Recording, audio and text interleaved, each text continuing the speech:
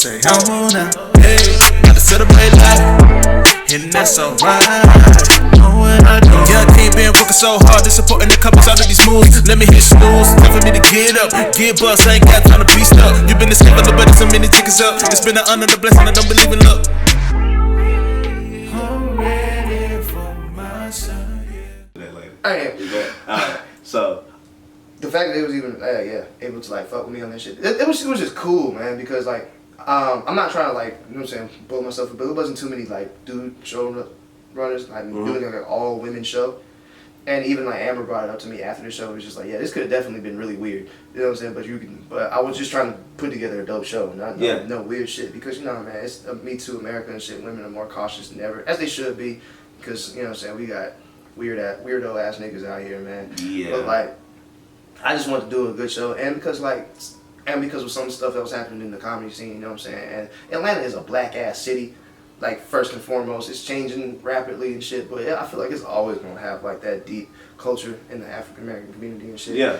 But like, definitely. so I just wanted to do something that I just thought was cool. You know what I'm saying? Yeah. An all black women show, bro. Like, who else is doing that shit? Yeah. And then everybody was dope and everybody killed this shit. And then, like I said, the executives from Amazon Studios was in there. Yeah. Amazon Studios. Well, like, they were in the marketing department, so they was just kind of at the show and hanging out and just enjoyed themselves. And that's why they ended up sponsoring the next show. The next show that I had, which was also cool. Like, I got Amazon marketing department's email now. Like, damn. Okay, yeah. so you official. I'm not. Yeah. You official. I'm not. By the end of this interview, you're gonna realize how official you are. I'm not official, bro. I'm You're just out here trying to make. It's money. okay. You're official. I'm telling you, you're official. I'm not official, bro. All right, I'm ignoring. But you did say something interesting. I want to go back to a little bit. You said you opened for Tennessee Trap. Tramp, yes. Tennessee Tramp. Tramp. Yeah, Tennessee Tramp. I said Trap. Tennessee Tramp. Tennessee Tramp. She's been doing comedy for how long? 40 damn years. 40 years. Or some shit. A long goddamn. Now I just want to make a point real quick. Most people would hear that because most people haven't heard of Tennessee Tramp, and most people hear 40 years and just assume that she's done nothing, you know? But people have to realize in comedy, just because you're not Kevin Hart or Tiffany Haddish, you can have a whole life, whole career, travel, being paid to do what you love to do. It's not all about being in the spotlight. Right, you know what headliners get paid at comedy clubs, bro? A grip. Yeah, but it depends. Okay. It depends on your network and your shit and shit. But like, bro, but a lot of places they don't go below $5,000. You don't have to be. You don't have to be Kevin Hart or Martin Lawrence or Dave Chappelle, Chris Rock to be an established comedian. Yeah. I know she's living very well. Oh, she's doing just fine, bro. Touring. She's chilling. She's doing, she's doing that shit because she loves doing it. Because she loves doing it. Yeah. And I'd rather do that than work a job that I hate, you know what I'm saying, working at. Even if like that's security, but like it's not really security because there's no peace of mind. Man. That's why I fucking hate. Man, bro, this day job I have right now, man, I'm praying I need this show because if this show goes good on the 15th, bro, because like the big thing is because I get paid based on the bar sales, right? That's how I get paid. Right. The side room that we always do the show at, it only holds like 70 people. That's 7 people. That's what it used to hold. 70, 80 people, right? The main room holds 400. There you go. Holds 400. That's why it's so big. So there's 3 bars, and they're not just the one bar, so people can spread out more. So, you know what I'm saying? If I'm hoping to make $1,000, you know what I'm saying, 25% of $1,000, do the math or whatever, it'll be cool. But they're hoping to make like $5-6 grand if we're gonna open the other side up. Mm-hmm. So 25% of that, and if we do that weekly, nigga, I don't have to work, and that's the goal. Yeah, and that's the goal. And please, like, stop this idea that if you're not Kevin Hart, you're washed. Oh yeah, bro. Or you're not. Kevin Hart is the extreme best case scenario. Yeah. I'm not saying that will never happen again or nothing like that shit. Anything can happen. But he is the extreme caliber. Best case extreme best case scenario. That doesn't mean that these people aren't traveling, seeing the world, doing what they love. And that's the most important thing, that you're making a living doing what you love, being on your own time, being your own boss. Yeah, and things of that nature. If you put love into shit, that shines through. People like that shit. Cause like, bro, motherfuckers be living their life just goddamn pissed off, miserable and shit. Niggas be going through, scrolling through their Instagram feed, judging and pissed off. Seeing people do something they love and like that love shines through and like their products or whether it be my comedy or somebody owns their own restaurant and they make their food with love. You know what I'm saying? People like that shit and that shines through and everybody likes to be a part of that. Yeah. Unless you were just a miserable ass, hating ass nigga somewhere just going through your Instagram, not liking shit and be like, look at this nigga living life. And there's people like that. Yeah, there are. But I like to think there's more people who like the loving shit. Yeah. Hopefully, I think so too. Yeah. Let's be positive. Yeah, exactly. Like Magic Johnson. Let me stop. Let me stop. So, we're gonna wrap this up. Like he should have.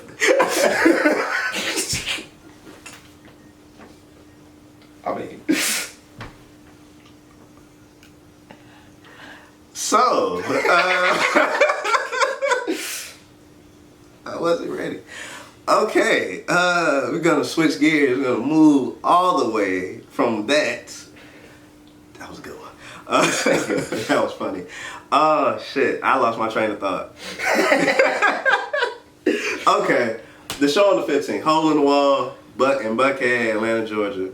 Mm-hmm. By the time the show happens, you know, this gonna be released after that show happens. Mm-hmm. But it goes well. You can do this weekly. And you're like you're the man now. You're doing, like I said, you don't have to work. This is your shit. You don't have to work. You know, that other shit. As far as like the hierarchy, explain to me, at least in your opinion, the hierarchy of like a comedian, going from, you know, doing the open mics, to hosting, to opening and headlining. Where does hosting rank on like the ladder of like comedy progress? Well, I kind of think you're thinking about it in the wrong way. There really isn't a hierarchy because, bro, the thing about anything pursuing an art form or any, like, you know what I'm saying, form of entertainment and shit, you can go in so many different ways. And it's really just finding your own lane and finding what works for you and shit, you know what I'm saying? Yeah, I could go to traditional lane just trying to get booked, just trying to get, you know what I'm saying, work my way up to headliner and all that good shit. Well, I mean specifically for you though, as an individual. Like, where does that rank for you? Like, well, I mean, it's gonna be, bro. I'm just gonna be. Because you could be a host and just be happy doing that, or you could, you know, you could aim for the camera. I'm asking for you personally. Oh, okay, I get what you're saying. No, I'm not saying. Yeah. Okay, I get what you're saying. Yeah. Well, it's definitely a big step in the greater plan because one of the things I've always kind of like struggled with is just, man, having time. So shout out to Ali Sadiq. Ali Sadiq said that because I seen him perform at the Punchline a few months ago, bro, and he was just like, man, I used to do a day job and do comedy, man, but man, that shit used to just take all damn day though. That's the problem. And like, I don't know jobs. why that just spoke to my soul. Yeah, that's the problem with these jobs. Bro, It takes all day. It take all damn day though, man. Oh damn day. And like I will have, bro, I'll dead ass only really work one day, and I'll just have the rest of my days to go to all the open mics I want to, book all the shows that I can. You know what I'm saying? Yeah. Get myself out here. You know what I'm saying? Start a website. I'll just have time. Like with my promotion stuff. I mean, it takes some time. You know what I'm saying? Day to day. You know what I'm saying? But it like, for the most part, not really. You know what I'm saying? I'll have like the rest of my day to do whatever the fuck, and I'll be making money. So now I can start to move and shake how I want to. If I'm, you know what I'm saying, I do be trying to book my shows. I definitely want to travel more. I went to New York last year. I got my first book show in New York last year. That was pretty cool. Performing at the Creek in the Cave in New York, the comedy club there. Now I can do stuff like that. I can travel more. I can make a connection more. You know what I'm saying? And even since I don't start doing I'll make connections with people from all over and shit. So, you know, like that's the type of shit. So I can continue to put my face out there and shit. I got TV stuff coming up. I'm gonna be on Bravo TV shooting for Blind Date on July 17th. You know what I'm saying? I can look for those opportunities. If I want to start doing like extra work and shit, I can do it now. Like, you know what I'm saying? If I'm doing Hole in the Wall full time, like, bro, the world's really at my fucking feet, and I can do whatever the hell I want. Yeah. And like, bro, that freedom, like, you can't compare it. Yeah, bro. Like, bro, it's you can't. It's like a part of financial freedom. Like, just like, the ability to do what you want to and have to. And with my means, and with my means, bro. Cause like I said, this shit's. I got roommates and shit. It's not like it's not like ultra expensive and shit, bro. Like, I'll be good within my means, bro. Yeah. I'll be. If I get that shit, I'm gonna cry. I ain't gonna lie to you. I ain't gonna lie. I'm gonna cry. I'm a boohoo cry. You gonna get it? I'm gonna be so happy. You gonna get it, bro. I know you gonna get it. I believe in you. Nah, we'll see. Nah, you gonna get it. So what's like your what is your career path? Like, where do you see this going? Are you aiming for the Kevin Hart? Are you aiming for like what level? Dave Chappelle? You want to be seen? Like, where's the level of comedy? You want the show, and then you leave it for 12 years and make 60 million with a Netflix deal. You want to be a guy in all the movies. You want to be Steve Harvey. Fuck what Steve Harvey. Big tooth motherfucker. Hosting 5 shows at one time. That would be awesome. That would be awesome, bro. To be combination, honest, like what we looking at? To be honest, bro, I don't really have expectations, man. It's not so much that I don't make goals or whatever. I definitely say, growing a hole in the wall has been a goal. You know what I'm saying? Right. You done that, obviously. Yeah, getting on TV, getting more credits is a goal. Traveling more for comedy is a goal. But you know what I'm saying? But like, opportunities just kind of just come when you're doing stuff like this. So it's kind of hard to say. You know what I'm saying? Like, I don't have like, I want to be on like Saturday Night Live or some shit like that. You know? Like, I didn't know I was going to get an Amazon plug. You know what I'm saying? Yeah. I didn't know that I was going to be on TV. Somebody hit me up with that opportunity. You know what I'm saying? And I just maximized it. So, to be honest, man, if I can get that, I'm just gonna just ride the wave and just see where it takes me, bro. While I'm doing like my traveling more and continuing to grow the show. That's the main thing I focus on, and then the stuff that comes for that, like, you know what I'm saying, if a dope opportunity comes, I'm just gonna, if I feel like it'll be dope, I'll maximize it, man. If I get to go on tour again, that would be nice, but I want to make sure it's like financially viable, because I'm not gonna drive to like no goddamn show for like $50 and shit. This shit that a lot of comedians do. I'm not fucking doing that. Yeah, we passed that. I'm not so much as past that. I feel like a lot of comedians feel like you have to do that shit, like it's a rite of passage. Nah, bro, fuck that. Like, bro, you don't have to do that. You know what I'm saying? Nah, bro, do the shit. Make the shit viable for you, man. You know what I'm saying? You the one bringing the product. Like, make the shit viable. Yeah. And like, you know what I'm saying? And I mean, I ain't never gonna be like a super duper like popping person on like Instagram and shit, because I fucking hate social media. I really only use it to promote my shows and promote anything that I'm on.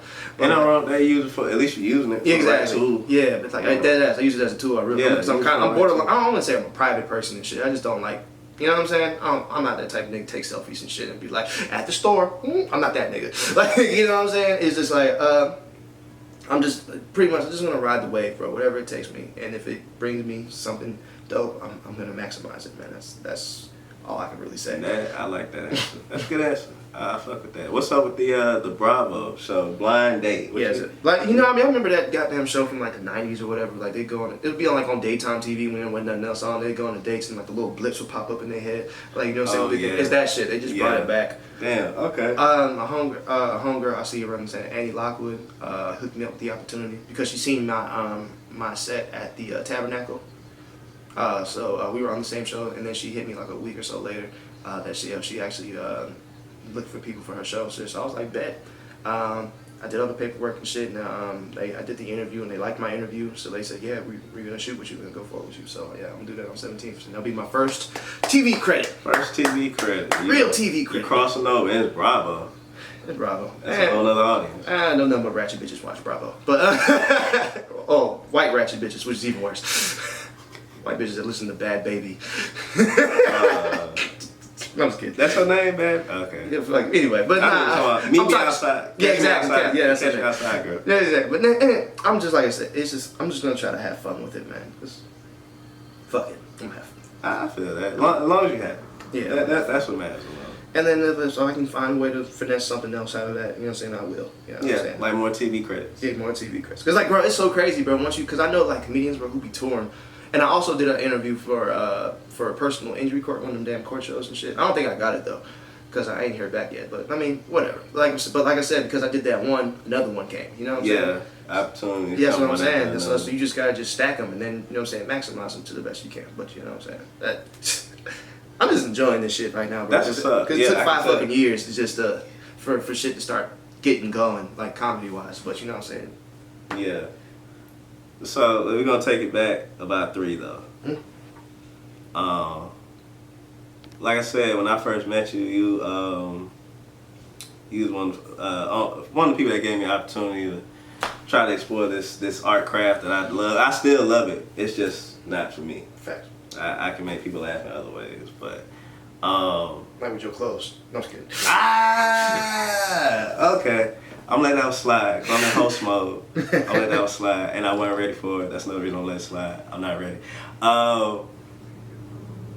You had a hosting gig at Pyramids in East Point. Mm-hmm. Now, was like your first time with a hosting gig, right? Was that your first? Well, it's not just producing and putting together. Yeah, like the whole show, thing, right? And we were at Pyramids at East Point, and it was like 8 people there. Shit show, bro. I fucking hate it. Including me. I was one of the 8. But I was just there to support, you know what I'm saying, show love like I did, you know. Shit. Going from that, first of all, tell me how that was. My first show that I produced was fucking terrible. Part of it was the venue. I mean, the venue, they really just weren't trying to lift a finger to do anything other than, you know what I'm saying, they pretty much just let me do it, and then that's all they were going to do. They didn't want to post on social media. They didn't want to give me no budget. They didn't want to do anything. So, you know what I'm saying, I had to get my own equipment.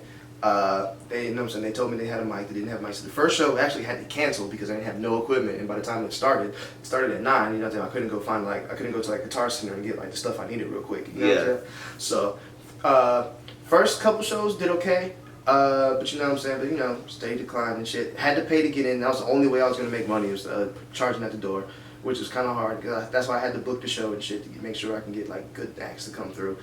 And it was definitely a learning experience. The owners and the dude that I had to work with was a little motherfucking bastard. I wanted to, bruh, like, you know, just ever just like a person, so like he comes around you and you just instantly feel like you want to fight, like. But you have to work with this person. Yeah. That's basically what the working relationship was. It was just, and then the last time I did the show, bro, these niggas double booked my night, and they got them. I walk in, they got them set up for my show, bro. There's a whole old folks concert in this bitch. I walk into this bitch, they playing Sly and the Family Stone. I remember that. You know what I'm saying? Yeah. I remember I swear to that. God, I heard a old lady talking about, oh, sucky now. And I was just remember that. And I was just like, bro, what the fuck? And he didn't even say nothing. He didn't even tell me they were doing that. It was like, yo, bro, if you would have just told me, I would have been annoyed. You know what I'm saying? But I could have adjusted. You didn't. Now I got my people showing up. I got the comedians showing up. I got audience showing up. And then all this shit is going on. Like, what? Yeah, I remember. Then I was like, you know what? Then that's the hard thing. I was just like, you know, give me my money. But he tried not to pay me, so I had to basically threaten him to get paid. So that was annoying. Well, you a rough comic, you know. I'm not a rough comic, bro. I just don't want to, like, bro, like. I don't want to do that type of shit, bro. But like, niggas will play you if you let them. And it's just like, yeah, I'm definitely not out here in the business trying to goddamn beat nobody ass, bro. But you gonna give me my money, right? I mean, I'm just saying. So you telling me earlier, man, you lost 500? This was on a different show. Not that one. This was the next show that I tried to produce. It was at Space 2 on Edgewood, next door to Sound Table. Edgewood, super dope venue. I loved it. The owner, the venue owner was super cool, very supportive, posted about it, you know what I'm saying? He gave me like he helped me print flyers, bro, you know, so he tried to spread the word, like, you know what I'm saying? He was cool, but the thing about the venue is I had to rent the venue, so I had to put money down to rent the venue. The venue didn't have chairs, so I had to get chairs, right? Had to pay for, so I understand, then all the promo stuff I had to pay for, you know what I'm saying? Had to pay my headliner, something, you know what I'm saying? And it was just like, all right. So I was throwing too much money at the problem, and like I said, at the time I was really broke, and I was trying to make all this shit happen. Yeah. And I was just my first time using Eventbrite and shit, so I'm still learning how to use that. The crazy shit is I didn't promote anything. I didn't push it or pay for no ads on Eventbrite, but still like 40 people showed up just because they see it on Eventbrite. So that was really cool. But like I said, I needed, and I was charging $5 on the Eventbrite, 10 at the door. Which wasn't enough. So, and not enough people showed up. I basically need to pack that bitch out to make my money back and make some profit. Didn't happen. You know what I'm saying? It rained. I mean, you know how shit go, bro. And so yeah, and once it was all said and done, I lost like $500. So yeah, I pretty much paid to put on the show for other people. You know what I'm saying? It was really a gift to all of y'all. I hope y'all enjoyed it. I really did hope y'all enjoyed it. I walked home, very sad. You walked home, was it still raining when you walked home? Yeah, it was. Nigga, it was a fucking country song, nigga. It was so bad. I think I was listening to Drake on the way. When a good thing goes bad, it's not the end of it was terrible. Hey. Nah, but it definitely hurt. Cause and Anthony Driver, my other homie, he helped me co-produce and shit. I just hosted and everything. But I gave him. I felt so bad because, you know what I'm saying, I brought him into that opportunity. I felt so bad, so I gave him all the money that we made. We still lost money, but he lost less, and I gave him all of it because I felt bad. You know what I'm saying? Because it was my idea. Your real friend? He didn't know that shit, so you know what I'm saying. Yeah. I just That's real though. That's real. I just felt bad. Yeah. But thing about it is learning experience. Every failure is a learning experience, man. You gotta take them L's, bro. You gotta take them in stride. They gonna hurt. They supposed to fucking hurt. But what is the best teacher? Pain. So you know what I'm saying. And I think it's because of that experience, bro. It's how I don't think I did anything else for like another year. And I think that's about a year later. Yeah, for another year or a year and a half. And that's when I got whole. So by the time I got whole, I was ready. You know what I'm saying? I had my network. I learned how to use Eventbrite better. You know what I'm saying? I know how to. I just know how to do this shit. Yeah. Even when I was doing whole, I was still learning. But like now, I'm not. Yeah. Even like those first like 6 months, because the first 6 months I had to wipe off the stink of Mississippi Boy because this nigga was so good at repelling people. I'm just being honest. This nigga was a weirdo. This nigga would be like, hey, young ladies, want to get you a Bill Cosby Jello shot, so I can fuck you. He was the king of the Jello shot. He was the creepiest nigga I have ever. Can you imagine? Look, camera people. Can you imagine a grown ass man in his 30s walking around with fake gold chains, flip up glasses, you know them goddamn hats that flip up right here, and the fucking connected gold rings like they wear and fucking Do the Right Thing. In the fucking 80s, he wore this shit in 2017, nigga, and walk around with a boombox. A boombox. This is a grown ass man.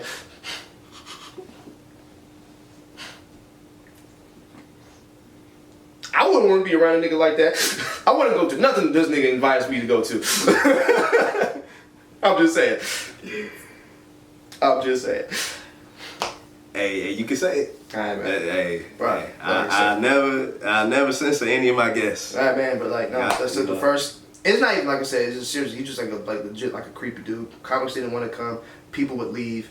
He used to run the show all the way till the time we closed and shit. So it'd be like a 4-hour long comedy show. Nobody wants to see that. You know what I'm saying? So yeah, especially when it's like I said, 8 people in there and they in there to like night, bro. Right, be one drink and goddamn blow your fucking brain hit out, the punching machine and they're not even paying attention to you. Yeah, exactly. They don't even want nothing to do with shit. Yeah, yes. The venue don't really care, so it lasted because the venue pretty much they just only care that they make money. I could have the best show ever. You know what I'm saying? If that shit make $200, they'd be pissed. You know what I'm saying? But so that's why it lasted, man. But it's just so I had to completely like just revamp the whole shit, man. I like to think of you watch the Batman movies. You fuck with Batman? I seen all of them. You seen all the Batman movies? All of them. Mississippi Boy was the Batman with the nipples. He was Batman and Robin. Batman and Robin, that's like the most hated Batman. I mean, that's why I said it. And I like to think I tried my best to make The Dark Knight. Let me say it like that. Okay, so you Christopher Nolan. I mean, my first name is Christopher. I'm slick, but yeah, my full name is Christopher Neiko Smith. Neiko's my middle name. Oh damn. Yeah, I'm slick. I just got exclusive. Okay. I mean, like I said, that's what I'm trying for. That's what I strive for. Just like it's a legit comedy show now. Yeah, it is, man. That's alright. Know what I do. Yeah, I can't been working so hard, they supporting the couples out of these moves. Let me hit snooze, time for me to get up, get bust. I ain't got time to be stuck. You been the skipper, but so many tickets up. It's been an honor, the blessing, I don't believe in luck. I'm ready for my son, yeah. And I dare you to get in my way. Cause I'm ready for my son, yeah. You better get. So you got clout. So you got clout. I'm on now. I'm on now. Say, so you got clout.